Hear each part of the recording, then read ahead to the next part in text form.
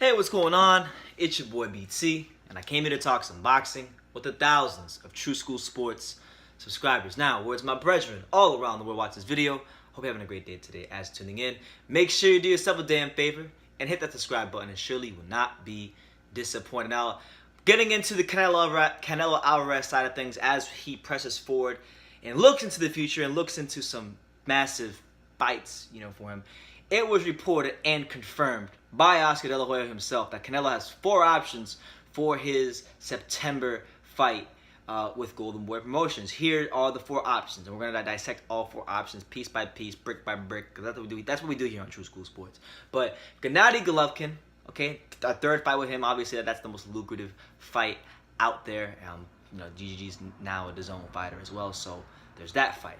There's a second, another fight is the undisputed fight with Demetrius Boo Boo Andrade. Andrade, not a big name, but, if Canelo does have those ambitions of being undisputed middleweight champion of the world, he has the opportunity to do that in fighting a tough, long, rangy, dangerous southpaw that's been avoided for years at 154 and sometimes even now at 160 in Demetrius Boo Boo Andrade. So there's that fight. There's a fight, a blockbuster fight at light heavyweight with one of the greatest light heavyweights, one of the top 25 greatest light heavyweights who ever put on a pair of boxing gloves, and that is Sergey the Crusher Kovalev, fresh off his win against Eliader Alvarez. Canelo's looking at that fight, so there's some ambition right there if that's the case. And then last but not least, a move to 168 to set up a potential blockbuster fight at Wembley Stadium in England, Canelo in England, with Callum Smith, one of 168's finest and very own champions. So Golovkin, Andrade, Kovalev, Callum Smith, all interesting fights. Well, scratch that.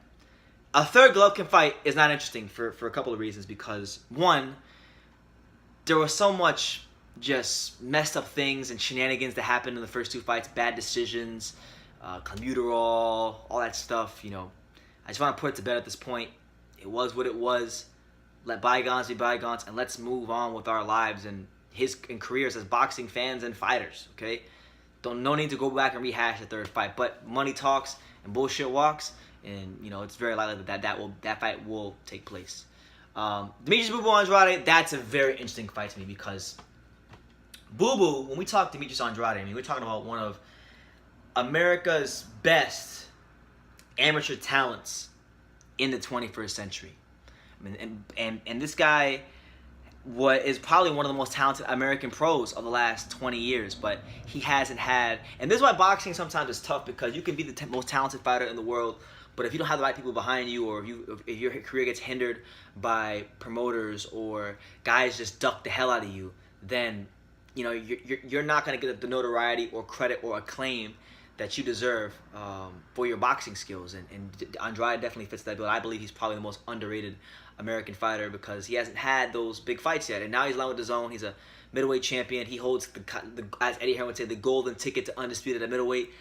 I would love to see that fight because a lot of people are writing him off, which I don't understand why. If you've seen the Demetrius Andrade fight, he's one of the most dangerous guys out there, as far as him being a long, tall, rangy, boxer, puncher with incredible amateur skills, good defense, good count.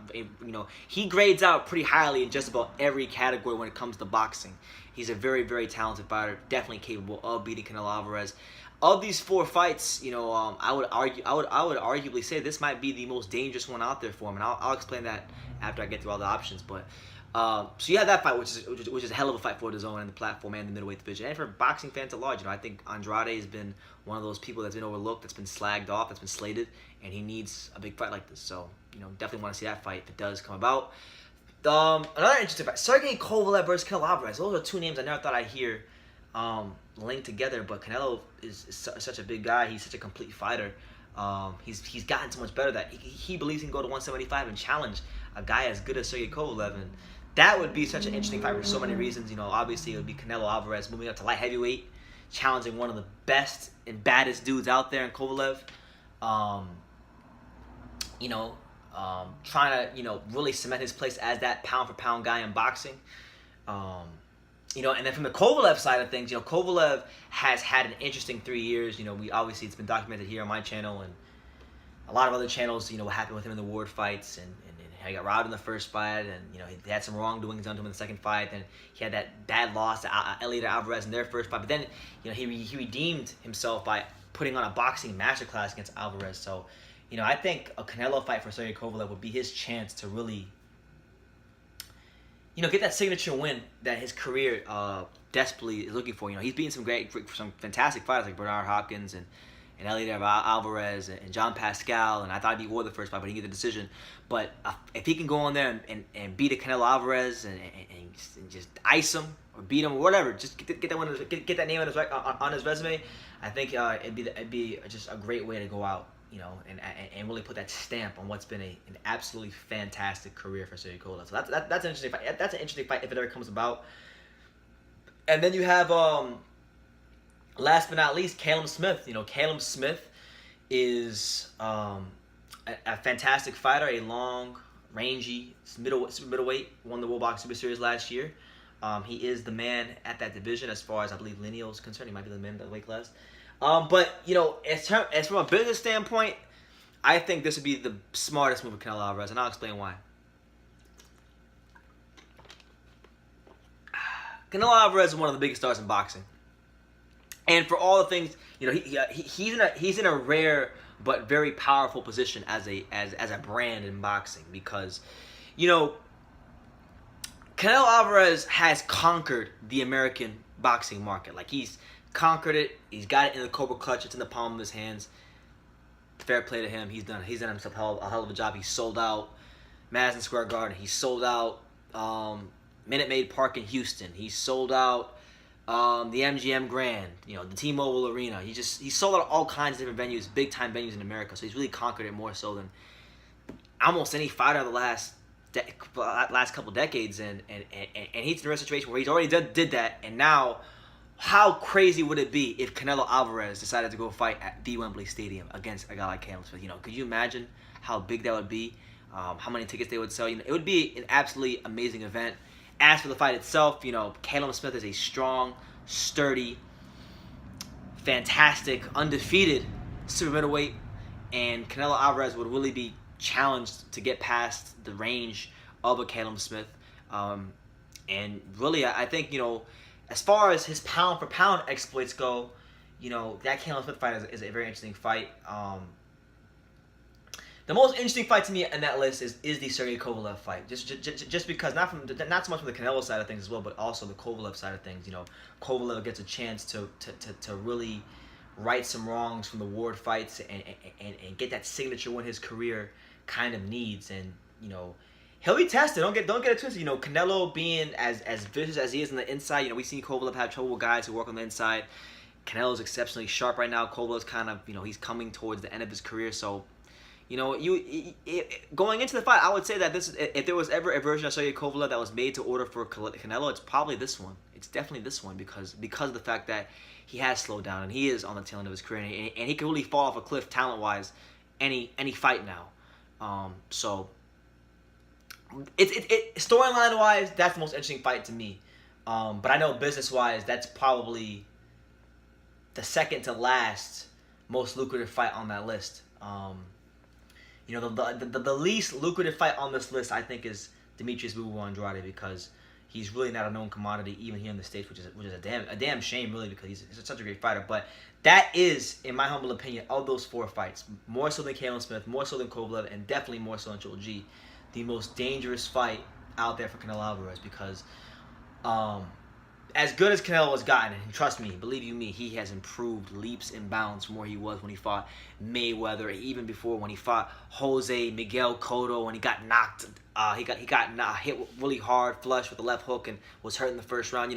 The guy that fought Jose Miguel Cotto and the guy that fought Daniel Jacobs, just so much growth, so much amazing growth. But when we talk Andrade, we're talking about a guy that Canelo hasn't fought anything like Andrade, a guy that tall, a guy who's that tall but knows how to use it, because he fought Jacobs, but Jacobs doesn't really have or boast the kind of jab that Andrade has. He doesn't have the range or doesn't know how to command range that Andrade has.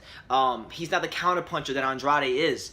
Andrade grades out to me, and I class him a lot higher. Not a lot higher, but I class him higher as a fighter than Daniel Jacobs. I would actually consider this a better win if Canelo were to go in there and just dominate Andrade. And a lot of people, particularly his fans, are saying, oh, well, he's going to dominate Andrade. Andrade hasn't fought nobody. He hasn't been on the big stage. And, you know, I think it's wrong to write him off that way, but those are fair points. You know, Andrade has never been on the big stage, and it's easy to look good when you're fighting Brian Rose and the Willie Nelsons of the world. No disrespect to those guys, but when you get on that big stage under them lights, pay-per-view, you know, against the cash cow boxing, you know you have those odds stacked against you. It's a whole different beast, and we've seen many quality fighters fold under that pressure. So I don't know what psychologically he'll be once those lights come on, but if he fights to his best, Demetrius Andrade is very capable of beating and outboxing Canelo Alvarez thoroughly. He's that damn good. I'm telling you guys that right now. So the most dangerous fight of those four is Demetrius Boo Andrade. But the most interesting one of those four to me is the Sergey Kovalev fight because of the fact that it's Kovalev's champs at redemption. It's Canelo moving up to 175. You know, how does Canelo handle the power at 175? You know, those are three of those four options are interesting. You know, I'd be okay with Andrade, Kovalev, or Kalen Smith. I'm not mad if he picks any one of those three. But I swear, man, if he fights Triple G for a third time, we have to watch that as boxing fans again, and you know. I think if he fights Triple G, it's a foregone conclusion. He's gonna knock him out cold. Like, I have no doubt about it. I know Golovkin has a great chin, but he's coming down.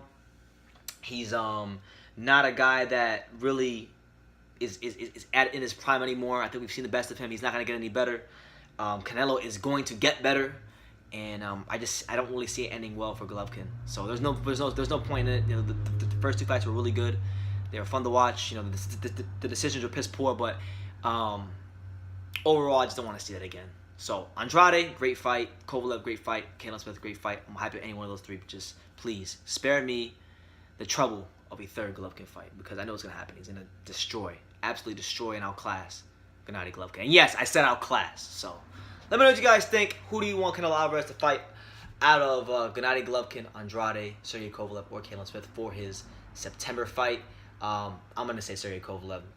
I'm a massive Kovalev fan. If there was gonna be someone of those four to dethrone Canelo Alvarez right now, I'd love to see it be Kovalev because he's been through a lot in his career. He's an exceptional fighter, and sometimes I don't think he gets the credit he deserves for being a great boxer that he is. He gets credit as a knockout artist, but he's so much more than a knockout artist, and that's why he's world champion again. So let me know what you guys think in the comments down below. Take the time to subscribe, like I say in every single one of these videos. You can love me or you can hate me. But I'm just a gift from Daniel. So until next time, take care, guys.